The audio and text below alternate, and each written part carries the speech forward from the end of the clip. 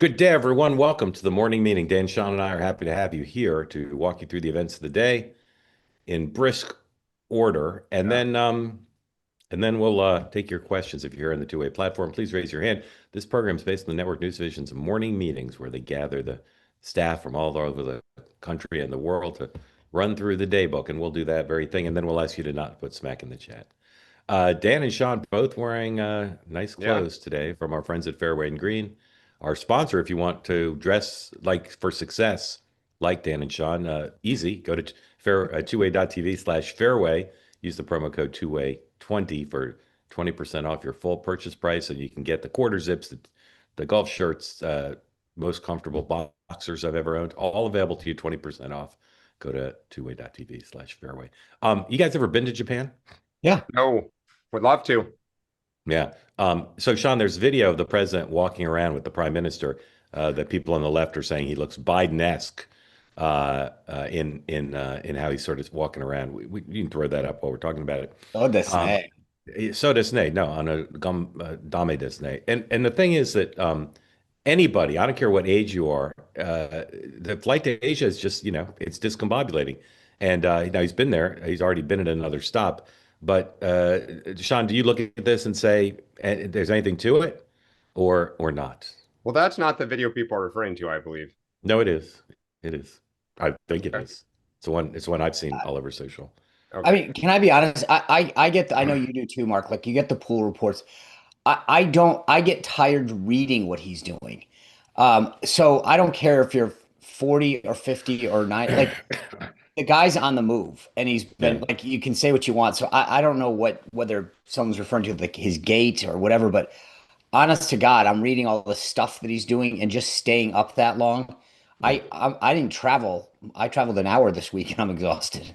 Dan, do Well, you see anything in that video that's an issue for you? I don't necessarily see anything in that video, but I think we would all agree he is getting older. He is physically slightly slowing down. It is natural. Like go back to the campaign, John. When he went to get on that dump truck, he struggled to grab it and he struggled to step.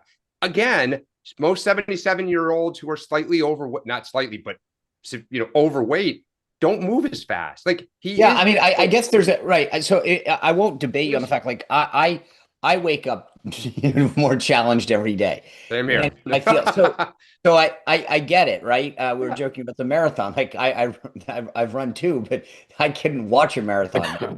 And so I, there's a big difference. There's no question we all age, and you see it physically. But I think like for anyone to insinuate that he's not up for the job, like I said, I'm not. This isn't Oh, I like think those are two different things. yeah. I All right. I do. mean, and that's What what I the, want to make sure we're yeah. okay. saying that All like right. Yeah. we Well, all get older. we'll talk about the more about the trip in a moment, and then we'll also talk about President I Biden. will say though, because Yeah. we did Raz Harris all the time, Yeah. he tends to start his day pretty late. Now, I believe he's up tweeting and doing whatever the heck but his day is not exactly often a kind of like 9 a.m. to, he moves at his own He's got to pace, he's but got we to got go. to be fair. Yep. He's got to go to hair and makeup. It's not quite at Roddy McDowell level, but it's a lot of hair and makeup. All right, a quick word from a sponsor, and then we'll kick right into the day book. And then again, love to get your questions and comments. So please raise your hand if you're here on the two-way platform. One of our sponsors today is the good folks at Lean. Go to takelean.com, 20% off the entire site using the promo code two-way. Opportunity to lose weight without a fad diet or an injection. You don't want a yo-yo diet. You don't want a weight cycle, lose and gain weight. TakeLean.com helps you lose weight effectively. It's an oral supplement, not a GLP-1 injectable. The science behind it, invented by doctors, allows you to maintain healthy blood sugar, control appetite and cravings, helps burn fat by converting it to energy. And of course, burning fat allows you to keep weight off. So lean can be part of a very effective regimen of diet and exercise. So if you want to lose meaningful weight at a healthy pace and keep it off, add lean to your diet and exercise lifestyle. Go to takelean.com. Use the promo code Mark for 20% off your purchase. Go to takelean.com. Tell them my very big tummy sent you. All right, gentlemen, here's the day book. Uh, the president is done with his day. Lid been called in Tokyo. Had a very active day there. We'll show you some of that in just a moment. But he'll continue on in Japan today after sleeping while we work here in the United States of America. Um, he went to the well, let's do it now. He went to the USS Washington. He's getting along extremely well on his first interaction with the new prime minister. And here he is introducing her to the folks stationed on that carrier, President Trump and the Japanese prime minister.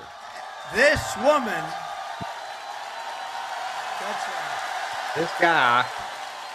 This woman is a winner. So, you know, we've become very close friends all of a sudden because their stock market today and our stock market today hit an all-time high. That means we're doing something right. But the cherished alliance between the United States and Japan is one of the most remarkable relationships in the entire world. Really, there's never been anything like it. Born out of the ashes of a terrible war, our bond has grown over 8 decades into the beautiful friendship that we have. It's a foundation of peace and security in the Pacific. You see it? So on behalf of all American sailors stationed in this beautiful country, let's hear it for our allies and the Japanese self-defense forces and all of the Japanese people that we love and respect. And I have such respect for Japan and the country. And now I have a really great respect for the new and incredible Prime Minister. And I have to say this, the first female Prime Minister in the history of Japan. Madam Prime Minister, please. So in the late 70s, early 80s, 90s, the American presidents and diplomats took to calling the relationship with the U.S. and Japan the most important bilateral relationship in the world. It's kind of leapfrogging over the Brits. The Japanese loved it because they loved being shown the respect of being saying they were half of the most important bilateral relationship. And we've had lots of U.S. presidents have very close relationships with Japanese prime ministers, Bush, Koizumi, Trump and Abe. But Sean, I mean, you're more of a student than Trump than I am, but that looks super genuine. Yeah, I mean, it looks, but she played this beautifully. I mean, the way that she invoked his relationship with Abe, gifted him one of his golf clubs. They watched the series together. Watched the series together. Immediately nominated him for the Nobel Prize. I mean, look, investment in the U.S. That massive investment in the U.S. You know, in terms of Toyota, there's a rare earth minerals deal. I don't know how much Japan has, but it's not the point.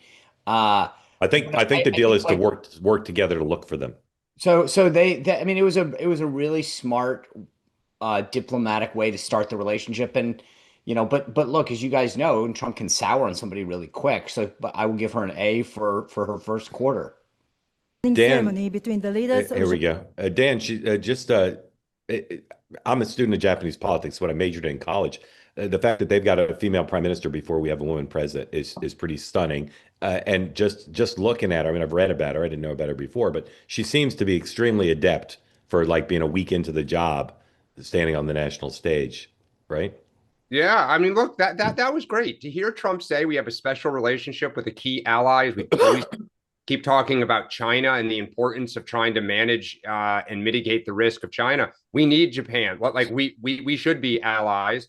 I think that's great. You know, kudos to Trump if this lasts, Sean, as you say, he could change, you know, by the end of the day today. But at least for now, that is great news. Yeah. And he's headed to Korea. And again, we'll be at the Korea summit and meeting with Xi on Thursday. With him continues to be Rubio, Hegseth, Greer, Bessent, all part of the delegation. Hegseth. Yes, Lutnick too, many others. And then Hegseth at tonight, tomorrow, Japan time, but tonight, 9:15, is having a press conference with his counterpart, the Japanese Defense Minister, Shinjiro Koizumi. Congress, House remains out. House leadership on the Democratic side is having one of those hearings, quote unquote, at 9 a.m. right now. Speaker Johnson's having his 10 a.m. press conference. The Senate's voting on more nominations.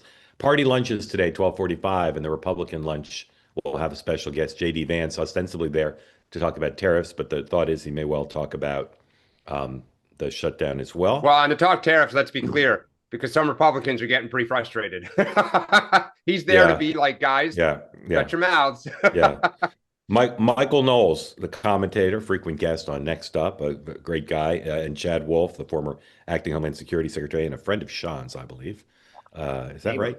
Neighbor, right? Neighbor and Neighbor friend. and friend. They're both testifying for Senate There's a Judiciary difference. Subcommittee on the Constitution, and the House Democrat caucus in full are having an in-person meeting at 6 o'clock. So they're back in town, even though Speaker Johnson says no need for you to be here. Fed starts two-day meeting. Expect a rate decision tomorrow, a rate cut tomorrow. 1:30, Gavin Newsom press conference announcing more legal action against the Trump administration.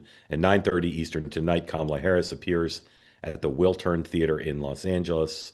Her book tour. By the way, that rate cut, that comes, I'll tell you, I mean, I don't know how much the markets got baked in, but if last time was any indicator, and yesterday's stock market, I mean, Trump could be just having a really good economic week in terms of like a sugar high, Yeah. just in terms of the Japan news. Yeah.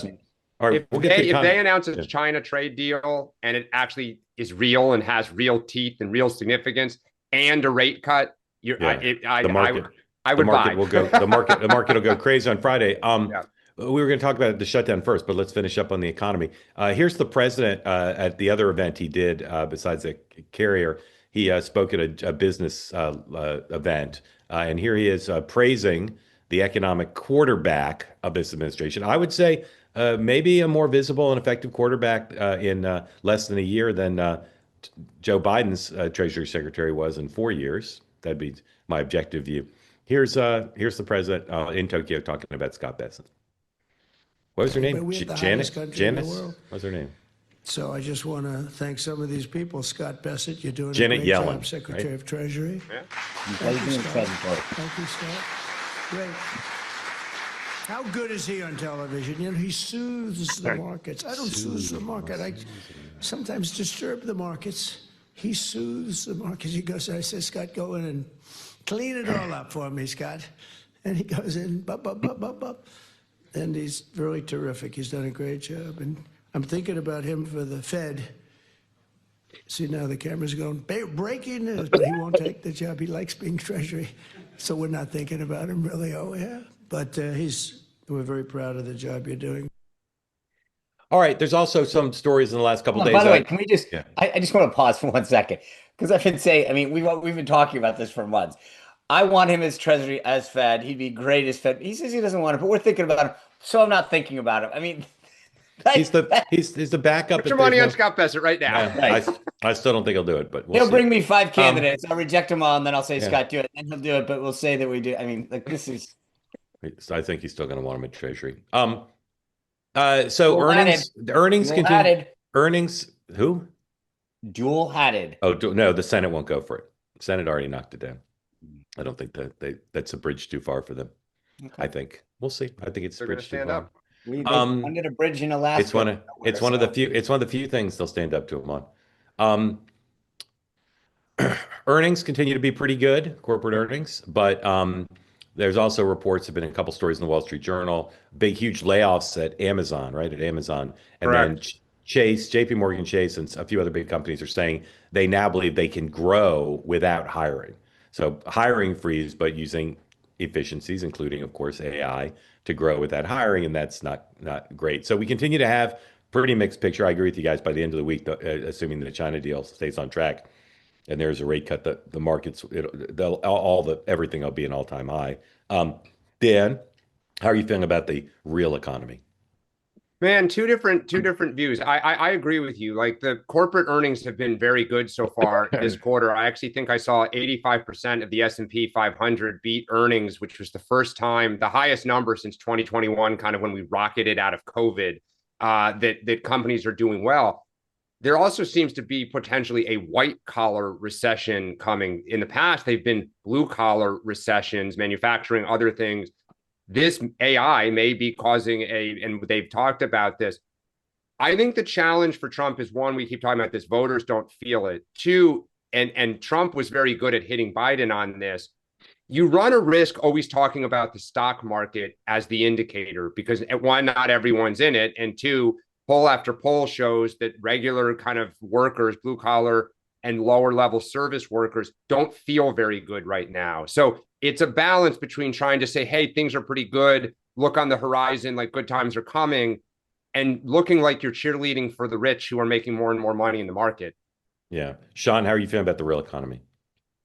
I feel pretty good. I mean, I think, to Dan's point, your perspective changes depending on where you sit. How much money do you have invested? Do you have money in real estate? Do you own your own property? I think if you're a younger American that hasn't been able to achieve home ownership, it's probably a little frustrating. You're watching where these interest rate hikes are important for that. Um, but I think generally when you're out talking to people, whether, Uber drivers or waiters and waitresses or whatever, I mean, I think some people are struggling a little. I think that the shutdown is definitely kind of adding an I drove by down the street the other day, yesterday, and there was a line of people getting food at a food pantry, and like that's not a normal sight. So I know that the current construct is very challenging for a lot of Americans. So the question is that a short-term thing that's specifically related to the shutdown, or is there something longer term happening? Well, and I also, the Journal has been following this. You keep reading these stories about Iowa, about the farm industry is decimated. You've had several Republican senators begin to say the tariffs need to wrap up. Like whatever your end game is, get to it now, because whether it's ranchers in Montana or in the Dakotas or in Iowa, and you're also not just hearing about farmers, but like the equipment they purchase, tariffs is getting passed through. It's getting more expensive to buy stuff. Again, those are red states. The Journal's doing a great job kind of quietly documenting it, but you can feel steam in the kettle building. And the question is, can Trump get out of this fast enough and put points on the board for the middle of the country? Yeah. Again, raise your hand if you want to get in the conversation. Summit on Thursday. Another news cycle where all systems go. No, there's no hedging from the Chinese side or the American side. Deals on track. The president and the premier will codify it. Seems very positive. There's also more talk, as we've talked about here for a long time, about the prospect that there'll be some sort of dirty quid pro quo on Taiwan and Ukraine, that China will get more control or something rhetorical, at least on Taiwan, in exchange for helping in the war. I don't know that that's going to happen, but it's certainly being chattered about quite a bit. Sean, how's the White House stage managing this in the sense of how do they exceed expectations now? Because Bessent basically announced the deal. So is there going to just be ceremony that will codify it, or do you think they've got something up their sleeve where there'll be more to the deal even than was already advertised? I think I mean, on soybeans, the amount and the duration of the deal matters, he said, for years to come. So is that 2? Is that 5? I mean, look, we all know that reality is proof will be in the pudding, but I think it'll make a big difference if in the agricultural community, if you say like, hey, we got a 10-year deal where they'll buy X amount of soybeans for that, that would be huge. I do think there's got to be something else that they're quietly working on because again, Bassett understands the game a lot, which is you got to leave something for the principal to announce. The Chinese have been kind of quiet on this, I don't know. Either you're trying to calm markets early, or you've got something else up your sleeve. But I think so far, even if they just announce the deals on soybeans, rare earth, and a couple things, it's still a big deal for the president to finalize and announce. Dan, thoughts on the deal?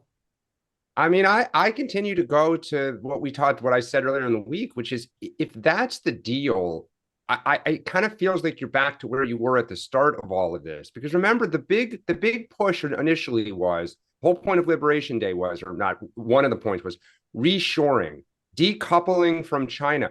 Now what you're hearing is almost, it's like greater market access, port access, that they'll be able to buy our chips, but we'll be able to get rare earths. The fentanyl, great. That's a real crisis, and that's not insignificant.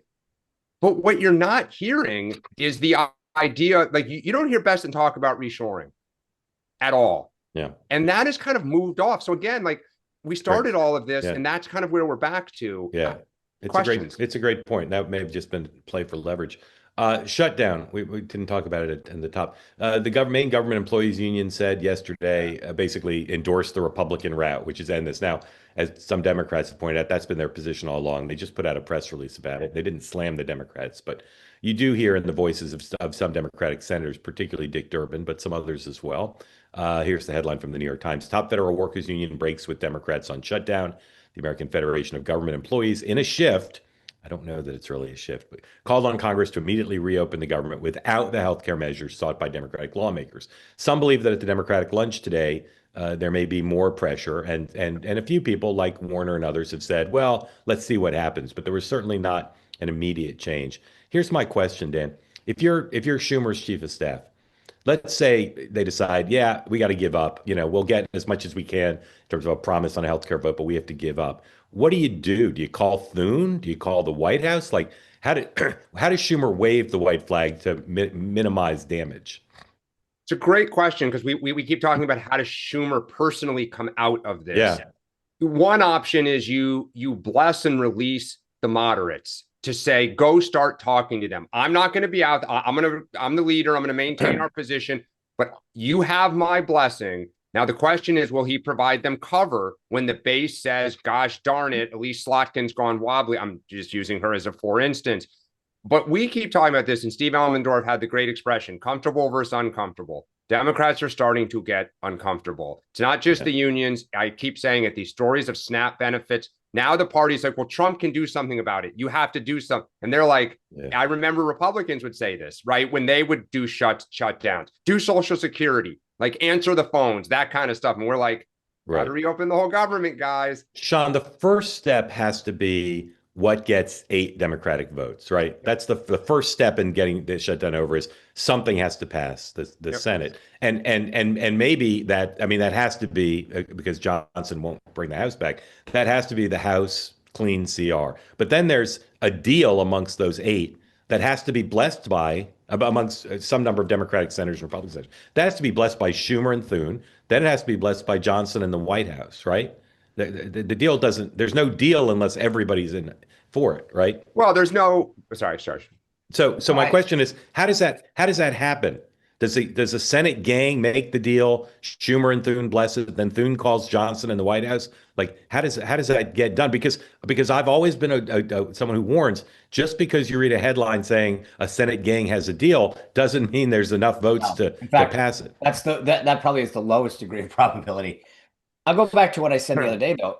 The easy part is this. I mean, we'll agree 3-week reopen. We'll give you're guaranteed a vote within 5 hours. I mean, who cares? Thune calls Johnson and says that, but what's the vote? I mean, this is again goes back to like, this isn't a negotiation of a number. I want 2, you want 10. Let's settle on 5.5. The problem fundamentally is that Johnson's going to go vote on what? And you go, okay, we want to extend the ACA subsidies. Okay, great. We'll give that to him. It will fail. And then what? And that's I don't think it would fail. You don't? I think I think 5 would break. I do. For how long? I mean, but again, this gets back to my devil in the detail. Yeah. What's the vote? It's not, no Republican will vote for a straight up extension, not one. For a straight up extension of subsidies, no way. Yeah, they'll put immigration stuff on it. Maybe 3 months, but there's no way that so what is it that you're voting on? And that's where it goes back to your question you're asking, Mark, is it's not just the procedural part's quasi easy. I can get that, where 8 of them or whatever make a deal. Schumer calls Thune, says, hey, these guys are good to negotiate. They do. He calls Johnson, and then Johnson's going to say, what's the vote? Right. How long do you want? And he's going to say, well, 6 months, no way. My house, these 5 guys won't go for it. And I don't know that every Democrat would buy off on a 3-month extension of, I mean, probably most, but not every. I mean, I think that this is what is missing in this discussion writ large of the government shutdown is what's next. Because I can easily solve the reopen government problem, but I can't figure out how you get Republicans to agree to any extension of subsidies. And again, you could titrate them down. So it's 200% of them for 6 months, and then we do this. But there's a fundamental problem with the foundation of Obamacare that needs to get fixed. Yeah, I totally agree with the way you framed it. It's all very complex. It's more complex than just getting 8 Democratic senators to say we're up in the government. I actually think it won't be complex. I think they'll do an extension with a provision on immigration, on immigrants, because it'd be good for Democrats to vote for that and show some like, yeah, we're kind of with it. And I think they'll put some sort of cap on it, and it'll be till next December. Yeah. Okay. For those Democrats who think Biden and Harris and their whole posse should exit the stage, you're not getting your way. As I said, Kamala Harris continues her book tour. Here's a story from Politico. The House investigation into Joe Biden's decline and how that was handled has issued at least a first report. I don't know what it says about the use of the auto pen, but the investigation into his mental decline says this based on interviews, including with the second Biden White House Chief of Staff, Jeffrey Zients. It says among the highlights of Comer's report, a gentleman from Kentucky who chaired the committee, is that Zients told the committee that Biden had been informed of his suggestion that he should consider dropping out of the presidential race, and Biden's national security advisor, Jake Sullivan, thought Biden should drop out after the June debate. In addition, Zients disclosed that Hunter Biden took part in some White House discussions around pardons. All right, that's a separate issue. So there's elsewhere in the article, it says there were about 6 people, including the Commerce Secretary, Gina Raimondo, Rhode Island's favorite daughter, along with Sean, their favorite son, that other people thought he should get out. Not entirely clear from the story if it's before the debate, but certainly after the debate. And then the other Biden era thing that people are talking about is Corinne Jean-Pierre's book tour, where she's done some very tough, rough interviews with people on the left who are kind of confused about why she left the Democratic Party and why she's continued to say Biden had no cognitive decline. Here's the New Yorker interview that people are talking about. Why Biden's White House press secretary is leaving the Democratic Party. Corinne Jean-Pierre feels the Democrats were so mean to Biden that she's becoming an independent. And again, one of the themes of criticism is this isn't a principled reason to leave the party because you thought people were mean to your boss. Dan, if you were Ron Brown, like you were a super powerful, influential DNC chair, and you got Biden, Harris, and Karine Jean-Pierre in a room, and wanted to tell them what they should do, what would you tell them to do? Look forward. Talk about how the party can where it should go and what should be the foundation of their kind of substantive argument going forward. Like pick a topic and own it. Make it your legacy, the way Carter did kind of humanitarian issues or something, because this is all backwards looking. This is score settling. I think we still have the Biden book coming out. Like, oh, by the way, and he'll have a book tour and the whole 9 yards. And so, yeah, this is not the last of it. And of course, they're all bitter. They're all bitter and angry and trying to, get even. Sean, isn't there a fraternity of former White House press secretaries whose code requires you to call this lady and tell her to think anew? Like, aren't you responsible for your fraternity? I think that association was blown up by Jen Psaki. There was. It was Mike McCurry's birthday yesterday. I was texting with him, wishing him a happy birthday. And there's a lot of us that have always viewed the club that we belong to as a very special place. I think it disintegrated under the Biden administration in terms of just the collegiality that existed prior to that. I actually agree with Dan to some extent. I will say this. I don't think Biden could go on a book stop, never mind a book tour. I just can't imagine. And I also, with all due respect, I don't believe that anyone will think he wrote it. So I just don't put a lot of stock into what's going to, but I overall agree with his strategy. It's too much score settling and people don't want to hear it. It's very backwards looking. I think Corinne strategically has done herself a lot of damage because she is now on an island. No one wants her. And to the extent she's a rather young woman that needs a livelihood going forward. So I don't know if she goes into academia or something, but I don't know what job she has left to potentially consider, because it seems like she's pissed everybody else off, regardless of her qualifications, which weren't much to begin with. I think she's now really alienated herself among what would be your natural group of allies. Well, and her argument's somewhat nonsensical. I mean, she's clearly trying to be like the loyal soldier and stick by Biden, but everyone else has, kind of pulled the curtain back and stated the obvious. So if she wrote this first, like, okay, maybe people at the time would have been like, well, no one else has said anything else. And, we all have our own opinions a little. But she's coming after so many people have said, right, he was struggling, even Biden aides with the right hands raised. To come out, you just look foolish. I'll just say, in terms of this continuing, have the prospect of it continuing, remember, Zients didn't take the fifth. And what he said is pretty significant. I think we're all kind of inured to it to some extent, but his listing the people who thought Biden should drop out, that means there was a debate within it. And the story also quotes the two biggest loyalists, Mike Donlin, sorry, Mike Donlin and Ricchetti, as saying, "Oh, the president just had a couple bad lines in the debate or bad style in the debate. He was awesome." So here's my point: is there's more coming potentially, because now that people are starting to talk, there's more coming, and there would be stories to tell, as I've reported before. There's stories to tell about the vice president. There's stories to tell about the president that have still not been told, and this, to me, the danger, besides that it keeps it going, is that this stuff could perpetuate and be a real distraction. Because if you're running in 28, we still haven't seen any 28 candidate actually come clean on this. And by the way, the other thing that we kind of just glossed over is the report itself. I will be interested to see if there's any legal issues the DOJ takes up. I don't think so, but I think that's that's what the House GOP committee is basically saying at its essence, is these executive orders aren't valid. Yeah. And I think that there's a constitutional issue that's going to have to get answered. Whether or not DOJ takes it forward or not, we'll see. Totally but I think there's a bigger legal Well, issue. and that goes to the issue of not whether he should have dropped out, but I think there were people who might have had conversations about whether he should have stepped down. Correct. And that's the much bigger issue, because that's a functioning issue. History will not look kindly on this. Raise your hand if you've never raised your hand before and you want to be in on the conversation. Two more quick issues. Platner in Maine. Okay, a new poll. We showed you a poll last week that showed him way ahead in the Democratic primary. There was a new poll showing him actually a little bit behind. The swing couldn't have been that big. He had another resignation from his staff. There's more oppo on the way, everybody keeps saying. But last night he did a town hall meeting in a town in Maine that I've never heard of, nor can I pronounce, I don't think. Here's a couple pictures from the town hall that he had last night.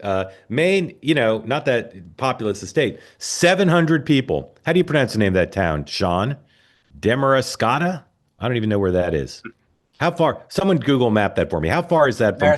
How far is that from Portland or from Augusta or Bangor?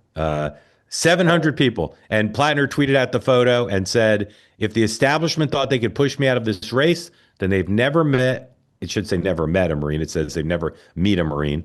And here's another photo so you can just see how big that crowd is. Again, 700 people in Maine. Like, I'm telling you, in the history of Maine, there haven't been that many events with 700 political events with 700 people. There you see it's in a gym with that great basket there. Anyway, just quick question, guys. Is Platner's campaign stable, rising, or falling right now? Those are your choices. Stable, rising, or falling? Dan.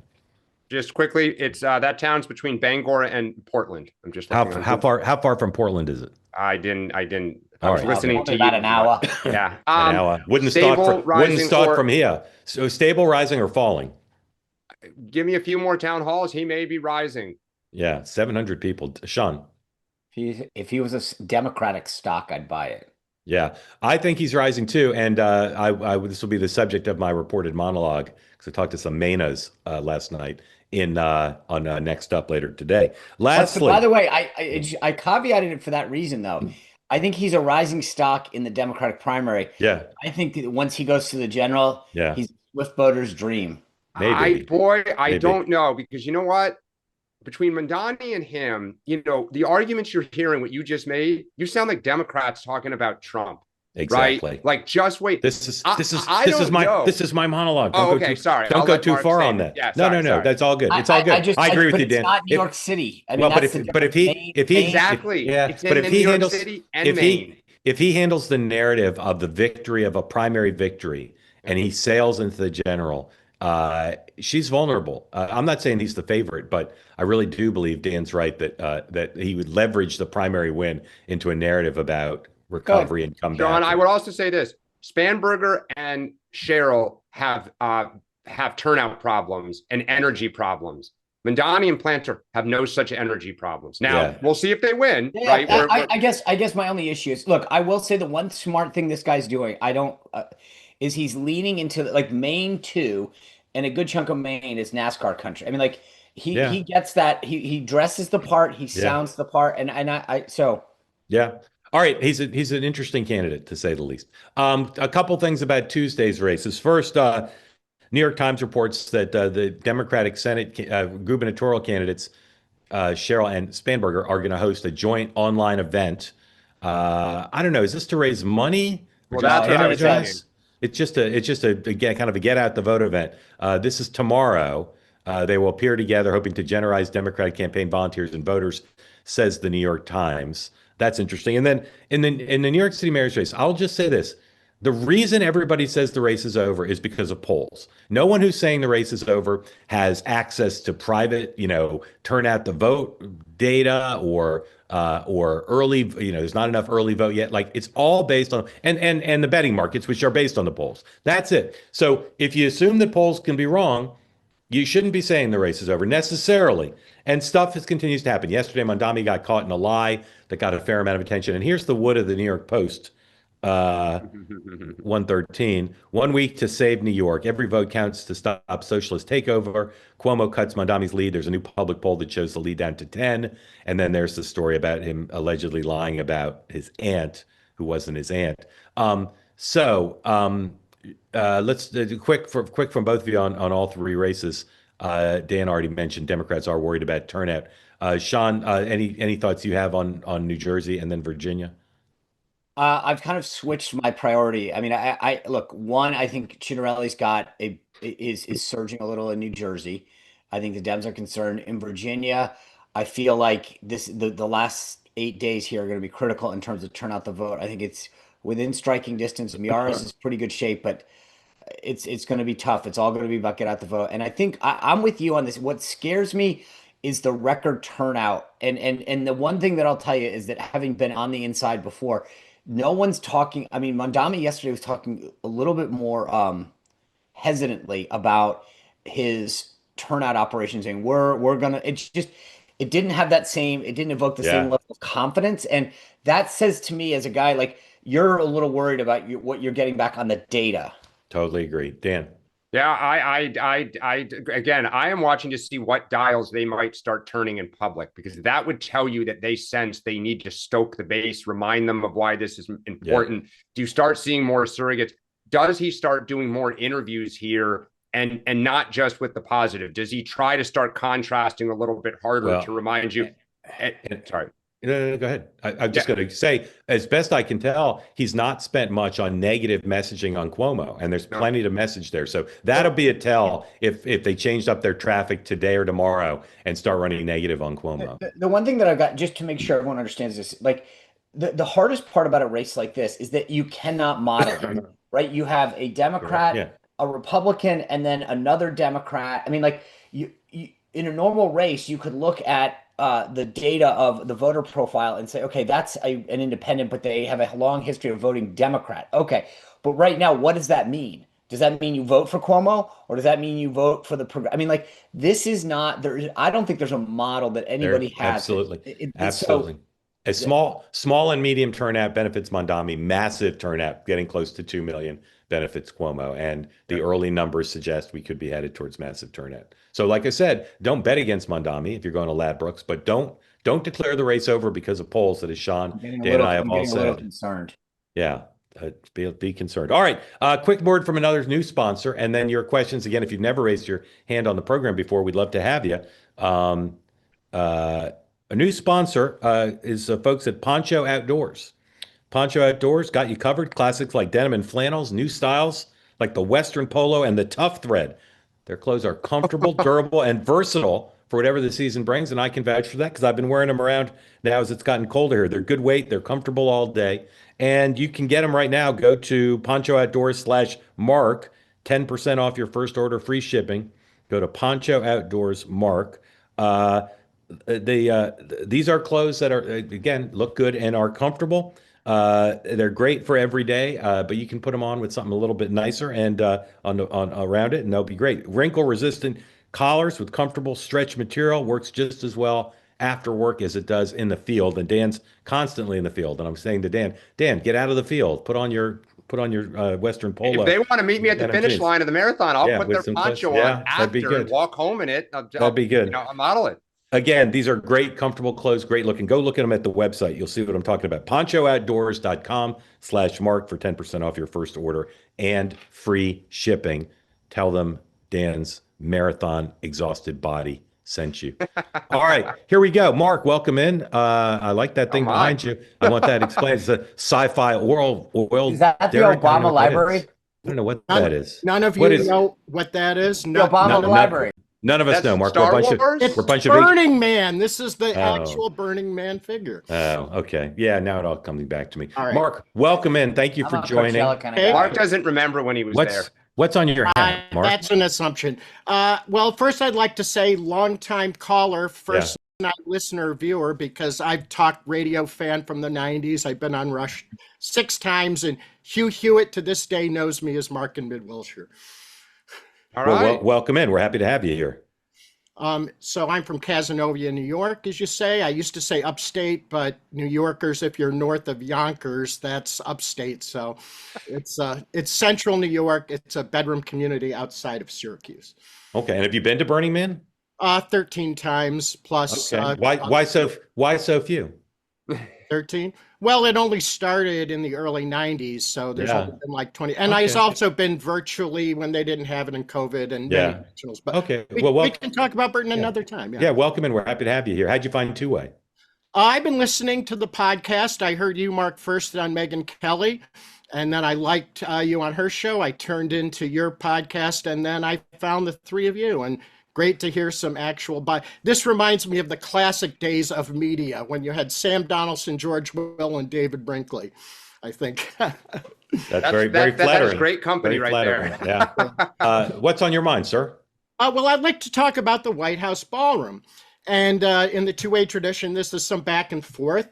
So I figure there's 3 positions on the ballroom. Yes, and I believe that, and I have many reasons for that. But now I'd like to address why people don't believe it. Yeah. So no, I have a bunch of reasons. And then maybe in the future, but not now. So then I'd ask the follow-up question, well, when? How long should it be in the future till we could actually build one? Yeah. Now, next is the cost. So people are complaining about the cost, $350 million. Well, I'd like to go with a follow-up question. So what is the maximum you think that you could spend that wouldn't piss you off? Right. Or what's the minimum, do you think, to build a structure of that size, if you know anything about construction? Yes, sir. These are all good questions. Size. So 90,000, is that too big? What's the maximum size you would think a ballroom could be? Mark, I say with affection and inquisitiveness, how far through your presentation are we? Just a little bit. I got a couple more percentage-wise. fast. Please continue. 25. Just a second. Continue. Yeah. The functions of the East Wing. So what I've heard is the First Lady's office, the entrance, and then the calligraphy. And the movie theater. Oh, and the movie theater. And the bunker underneath. Yeah, that's one of the other things is nobody's talked about the EOC. If they remove the ballroom, will that give them the opportunity to upgrade the EOC with fiber optics? Yes. Yeah, they're going to put DirecTV down there. Yeah, haven't heard them mention.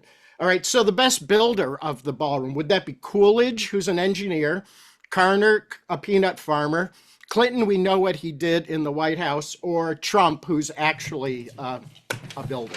All right, Mark, thank you for that presentation. I loved every minute of You it. don't want to hear the last 2 questions? Only if you can do them in under 15 seconds. People's House, Hillary says it's the People's House. Yeah. Does that include her? Does that include Trump?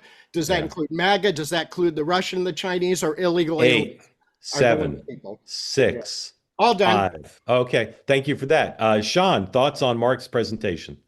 I have 8 responses, and I'm going to go. Look, I agree. I think, as we've talked about before, even the Washington Post recognized the need for this. It's going to, I think, when all is said and done, I think people will forget their opposition to it. We'll be talking about using it and utilizing it for massive events. And as soon as Trump leaves, it'll be seen as a great addition to the White House. They're upset that he's the guy doing it. I think I've said this repeatedly. I do think a ballroom is needed. The tents were really not very practical if you've ever been in them. I also think the Rose Garden paving that is actually pretty practical as well.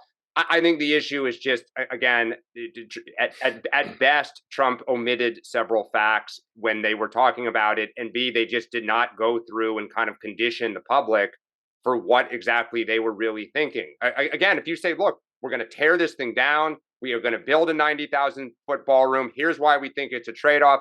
Instead, they showed up with the wrecking balls. It was like, we're going to take a little off, taking the whole thing off. And like the cost has gone up 50%. Like, I think Democrats just react because it is Trump and because they feel like so often he misleads or lies to just get his way and then says, you know, kiss my you know what, I'm doing it. Mark, thank you for being here. Grateful to you for being part of Two-Way. Nicole, welcome in. Tell folks that don't know where you are, what's on your mind for sure. Oh, is that an Army sweatshirt? It is. Hey. Good morning. I am calling from Tennessee this morning. Nice. Where? Outside of Nashville suburb. So my thoughts are based around the economy, and we've had a lot of people like really upset about this Argentina bailout situation. I see Trump over here doing his little Asia circuit. And I think it's really interesting because I heard a story about Japan's economy being kind of less secure than people wanted to perceive. There was a lot of speculation about the real estate market. People were putting a lot more into real estate than the actual stock market because they didn't trust the stock market. And now the real estate has dropped so much value that everybody's like tanking. And so I think that it's interesting that we are making what I see as economic relationships with these countries, like making these new relationships with Japan, going through all of these other countries that he's been in the last few days, making deals about the rare earths. And so I just see this as like us kind of hedging against BRICS.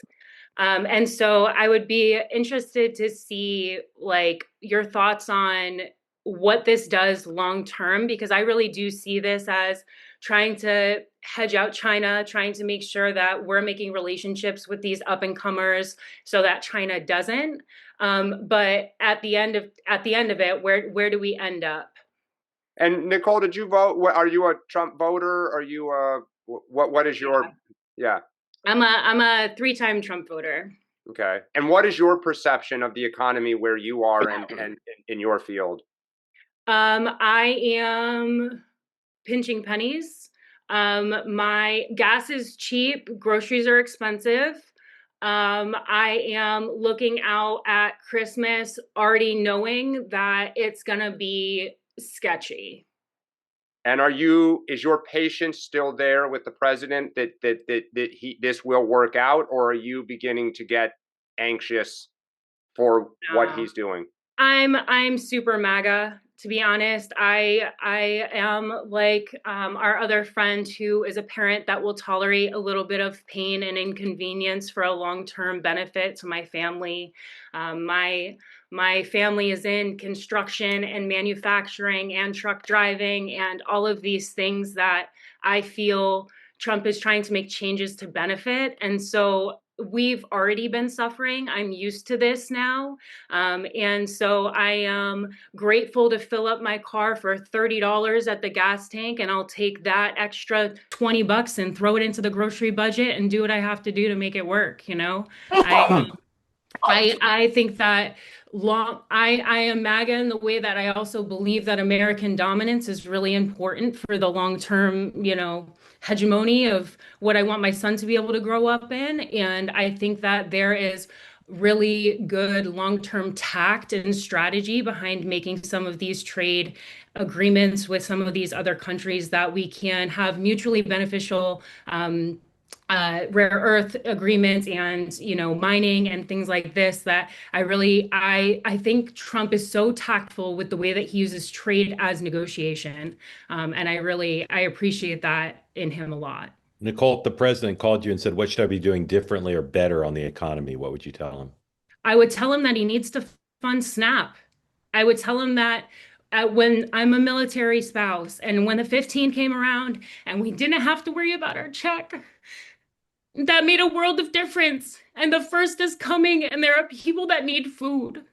And it's so dumb to make this a political play when there are people that listen, the winner on this in this situation is the one that comes to the table and says, "Hey, I can't give you $1 trillion, but let's negotiate towards 500 billion towards worth of what you want, because the American people that will go hungry matter more than what I'm trying to get out of you." I really think that whoever gets SNAP funded first, or whoever comes to the table first and shows, wait, Americans actually do matter to us, that's the party that wins. Nobody wins when 40 million Americans are hungry. Nobody wins when military families are wondering how we pay our mortgage. Nobody wins. And if you're going to be up there and you're going to be our politicians and you're going to tell us that you're the one standing up for what our needs are, you're full of it. If you can't get us paid and you can't get people fed, you're full of it. Thank you for saying that. You speak for tens of millions, I know. Do you think the president has got the primary responsibility for fixing this, or Congress, or both? I think the Democrats are responsible. I think that the rescissions and the Medicare cuts that were made we've already dealt with them. These ACA tax credits were set to expire since the Inflation Reduction Act in 2022. We knew this was coming. Nobody did anything about it. It's not a negotiation tactic. It's not a ploy. If you wanted to do something about it, we've got until December. People are going to starve if you don't. I don't care. Sean. It's very powerful.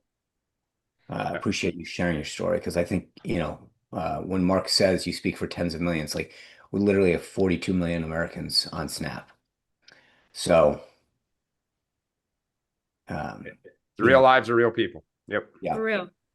And I just, coming from, again, I'm in Tennessee. There's a lot of people in my area that rely on these benefits. There's a lot of families that it's not just this blood-sucking welfare sect. It's people that don't make it. I mean, the income caps on some of these benefits are actually kind of high, like when you look at it. And so it's like the people that are actually getting these benefits need it. And regardless of whether I am a Republican or a Democrat, nobody starves if it comes to me. And this is what I'll say to all Americans. If it comes down to it, and you have a local church or a local food bank, and you have a couple cans that you can offer, go drop off that food to the food bank. Go volunteer an hour of your time. We can't just sit here and be miserable and be mad about what the government isn't doing if we're not going to stand up as Americans and go make a difference where we can. Thank you, Nicole. Grateful to you. Love you guys. Thank you. Please come back regularly. All said.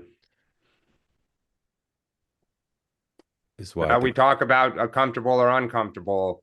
She speaks for a lot of people. This is why I've flipped in the last day for thinking that this thing's ending, because I keep hearing from people who can't make their student loan payments, people who don't have food, people who are worried about their mortgage and their rent.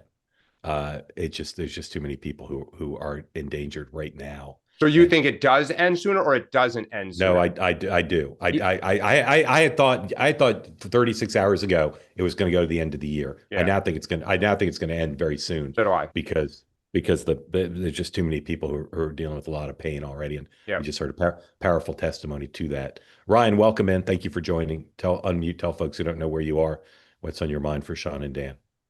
Yeah, thanks for calling on me. I am from Citrus County, Florida, and I've got a question for Dan and a question for Sean. Starting off with Dan. So Dan, as you know, the registration numbers for Democrats nationwide doesn't really matter the state, kind of going in the wrong direction. Totally.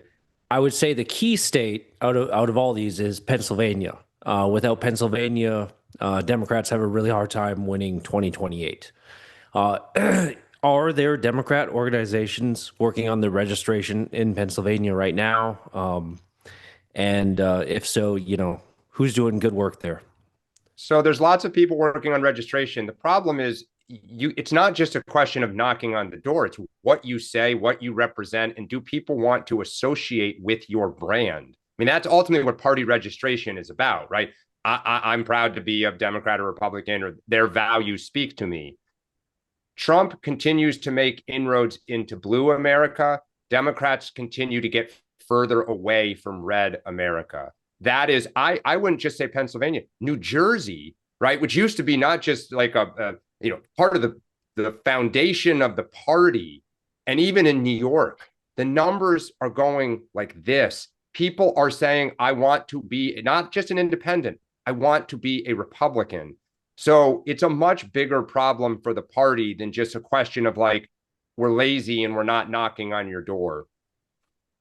Yeah, I think that Dan's right. I mean, the problem that they have culturally is that a lot of the people, like you look at a union worker in Pennsylvania, Western Pennsylvania, these are people who are God-fearing, gun-owning, Americans, patriotic Americans, who they're told, well, you got to use your pronouns. I mean, and you disconnect yourself with the relationship that you've built over years and decades of people who are institutional Democrats because their father, their mother was a Democrat, and their grandfather and their grandmother were Democrats.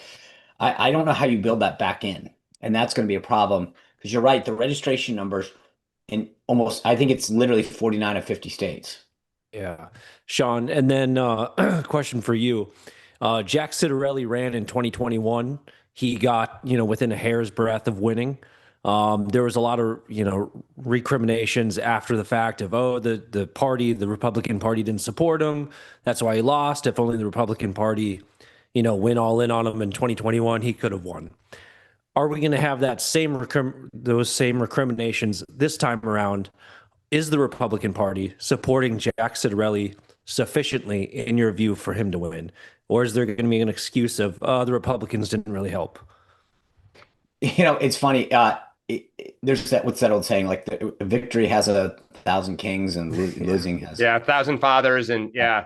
Look, if he wins, everyone's going to say it was brilliant that the RGA went in and did all this ground stuff and they did this stuff. And if he loses, they're going to point a ton of fingers. That's just natural of what happens. Can you ever spend enough?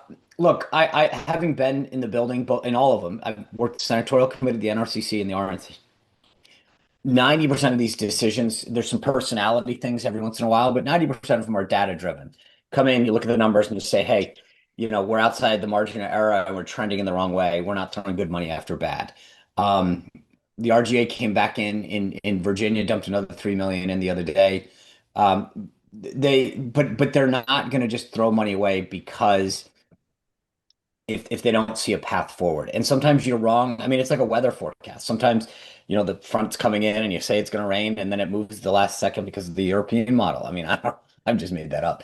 But you get what I'm saying, that like there'll be recriminations either way. Look, if it got really close, then they're going to get really bad. So if you lose after 5, people will say, let's say that hypothetically it went the complete other way. They'll say, why did you spend millions of dollars on a race we couldn't win? So that's just how it goes. Right. Thank you. Ryan, thank you.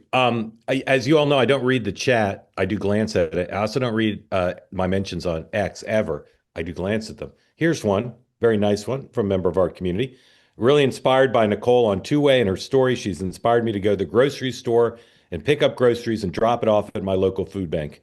Thank you, Mark, Dan, and Sean, for having real American voices on your show. This is one of the points of Two-Way. To create an authentic community around the country of people who can act in concerted ways. Student body right. So I'd urge everybody to do the same thing. And you don't need to go to the store physically. If you don't have time, you can go online, find a food bank to help. But let's all be part of getting through this. If government can't solve it in the short term, let's all be part of that. I've already done it, but I'm going to do it again today. And I'd urge everybody on here to do it. And Nicole, thank you for your inspiration. Sean, what do you have tonight? Well, between that House report and the government funding, I'm going to break it all down tonight with Wisconsin Senator Ron Johnson. So we'll find out. Ron John, what that path is forward and what we're doing about Biden too, because he heads the subcommittee on investigation. So yeah, okay. Dan, anything you want to share? No, I'm just taking my son back to school post-knee surgery. So fingers crossed that he is okay on his own. Good luck with that. Are you training today? I went out this morning. Nice 38-degree morning. The grandstands are up by you, Mark. Getting excited. They're going to take my city bike rack away pretty soon, which is the downside of the marathon for me. Okay, Two-Way tonight. 3 great guests. Rob Stutzman, Republican strategist from California. Haima Moore, former a DNC executive and a really bright guy who's on regularly. And then our friend David Burrell's on. He's just done a great survey on what Americans think about AI. So all three of them will join on two-way tonight, 6 Eastern. Moynihan Report at 7. Michael's guest is our friend and colleague Bridget Fedesi. Join them at 7 o'clock. And then Wow. and then again, I'll say if you want to be an investor in this business, you can send us an email at invest.2a@2a.tv. Thank you for all your inquiries. I apologize. We're not getting back to you because there's not time yet. We're not ready to start the series. So we have your names. Don't worry. We'll be in touch when we're ready. But please, we're touched and overwhelmed by how many of you are interested in potentially becoming investors in the company. Again, we're looking for large investors, and everybody has their own definition of that. But if you're interested and you're a serious professional investor, invest at 2a.tv. And again, you will hear back from us eventually. Thank you for your attention and interest in this matter. We'll see you in 23 hours right here on 2a.tv. Again, join me on Next Up, about to record with Senator Haggerty of Tennessee, and my monologue on how Platner's doing this, how he's surviving the unsurvivable. Have a great day, everybody. We'll see you again tomorrow.